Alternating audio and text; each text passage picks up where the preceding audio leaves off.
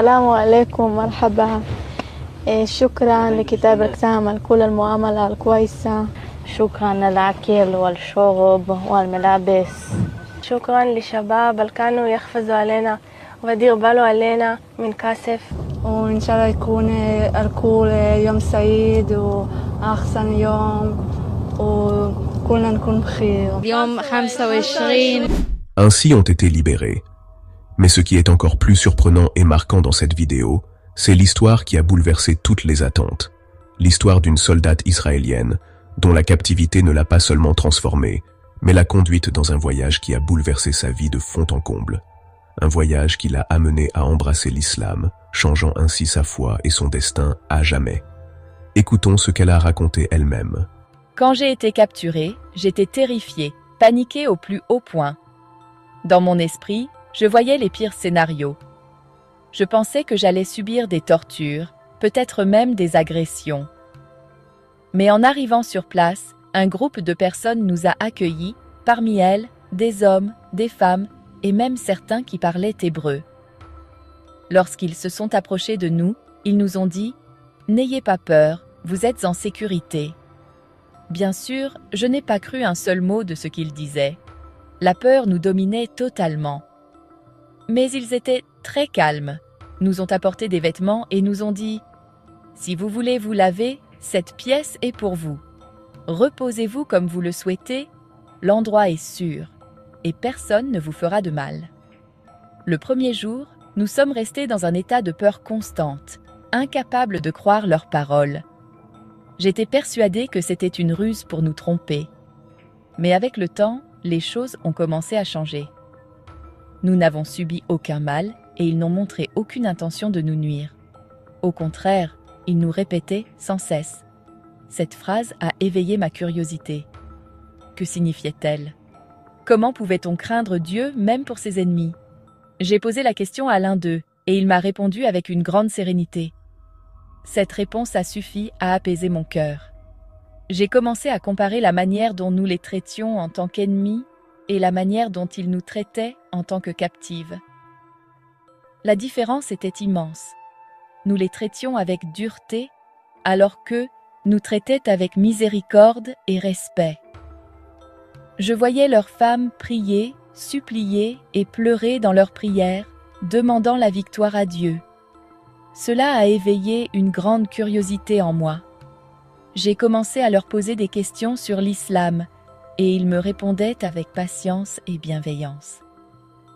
Ils m'expliquaient des choses simples et m'ont conseillé de lire le Coran. Ils m'ont dit, quand j'ai lu le Coran pour la première fois, quelque chose d'étrange s'est produit. J'ai senti mon cœur changer. J'ai été profondément émue par certains versets et me suis retrouvée à pleurer sans comprendre pourquoi.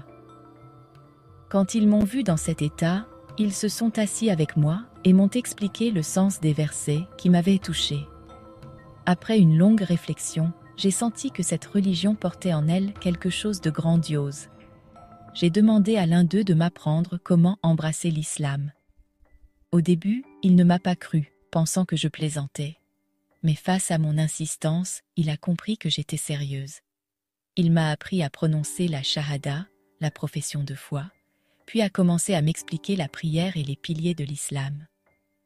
À partir de ce moment, j'ai senti que ma vie avait complètement changé. Une nouvelle lumière est entrée dans mon cœur, et je me suis retrouvée appartenir à une religion remplie de miséricorde et d'humanité.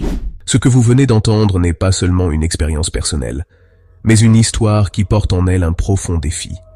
Un défi avec soi-même, avec la société et avec la famille. Quelle épreuve que de découvrir la vérité dans un endroit où on ne l'aurait jamais imaginé. Mais ce qui est encore plus difficile, c'est d'affronter cette vérité face à sa communauté et à ses proches, qui ne comprendront peut-être jamais ce choix. Cette femme, malgré sa nouvelle foi, se retrouve dans un combat qui n'est pas encore terminé, tiraillée entre deux mondes opposés. Écoutons ce qu'elle dit à propos de sa famille et de son entourage. Lorsque je suis rentrée chez moi pour la première fois après ma captivité, j'ai ressenti que je revenais en tant que personne totalement différente. Je savais que ma famille ne comprendrait pas ce qui m'était arrivé, et j'avais peur de leur parler de l'islam et de mon choix. Au début, j'ai essayé de cacher la vérité, mais avec le temps, je n'ai plus pu me taire. Quand je leur ai annoncé la nouvelle, ce fut un véritable séisme dans ma famille. Mon père était furieux et m'a dit « Comment as-tu pu nous faire ça?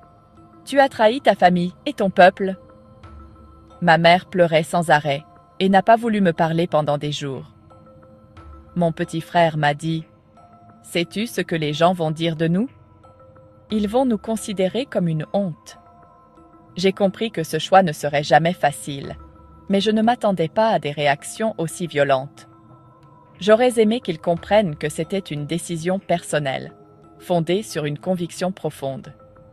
Mais pour eux, cela ressemblait à une trahison. Comme si je déclarais la guerre à tout ce en quoi ils croyaient. Quant à la société, c'est encore pire. Ici, les gens ne connaissent rien de l'islam, si ce n'est l'image que leur renvoient les médias. Tout le monde me regarde comme si j'avais perdu la raison, comme si j'étais devenue une ennemie. Mes anciens amis ont cessé de me parler. Certains m'envoient même des messages remplis de haine. Même au travail, j'ai senti un changement dans l'attitude de mes collègues. Malgré tout, j'essaie de trouver un équilibre. Je ne veux pas être l'ennemi de ma famille ou de ma société. Mais en même temps, je ne renoncerai jamais à mes convictions. Je crois désormais que Dieu m'a placée sur ce chemin pour une raison et que je dois être forte. Mais la vérité, c'est que je ne vois plus d'avenir ici. La vie est devenue insupportable. Je ne peux pas vivre sous cette pression constante, sous ce rejet permanent. C'est pourquoi j'ai commencé à chercher un autre pays, un endroit où je pourrais vivre en paix, où les droits humains seraient respectés et où l'on m'accepterait tel que je suis, avec mes croyances et mes choix. Je sais que cette décision est extrêmement difficile.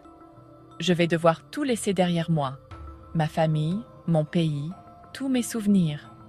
Mais je veux vivre une vie véritable, une vie remplie de paix et de liberté. Je prie Dieu d'apaiser les cœurs de ma famille et qu'il nous réunisse un jour dans un endroit empli d'amour et de compréhension. Malgré l'accord récent sur la libération des otages conclu entre Israël et le Hamas par l'intermédiaire de médiateurs internationaux, le cas de l'otage israélienne Arbel Yehoud reste un obstacle majeur à l'application de certaines clauses de l'accord. Arbel, capturée chez elle dans le sud d'Israël, est devenue un point de discorde entre les deux parties. Israël insiste pour qu'elle soit libérée avant toute autre étape, tandis que le Hamas affirme qu'elle sera relâchée dans une prochaine vague d'échanges de prisonniers. Arbel est une figure controversée, ayant travaillé dans le domaine de la technologie et de l'aérospatiale avant sa capture, ce qui a conduit certains à la considérer comme une personnalité militaire plutôt que civile. Malgré cela, le Hamas assure qu'Arbel est en bonne santé et qu'elle sera libérée prochainement. Mais ces déclarations n'ont pas convaincu Israël, qui a durci ses mesures militaires dans la bande de Gaza. Pendant ce temps, les réunions se poursuivent entre les médiateurs internationaux au Caire dans une tentative de résoudre cette crise. Mais jusqu'à présent, aucun accord définitif satisfaisant toutes les parties n'a été trouvé. La situation se complique davantage avec l'escalade des déclarations entre les deux camps. Israël accuse le Hamas de ne pas respecter les accords, tandis que le Hamas affirme qu'Israël bloque l'application de l'accord en imposant des conditions strictes. L'affaire ne se limite pas à une seule otage israélienne. Elle est devenue le symbole d'un conflit plus large lié à la confiance et au respect des engagements entre les deux parties. Il apparaît clairement que tout accord conclu restera fragile, tant que les questions fondamentales, telles que les droits des prisonniers et le retour des déplacés, ne seront pas résolues de manière claire et définitive. Merci d'avoir regardé cette vidéo. Que la paix soit sur le prophète Muhammad.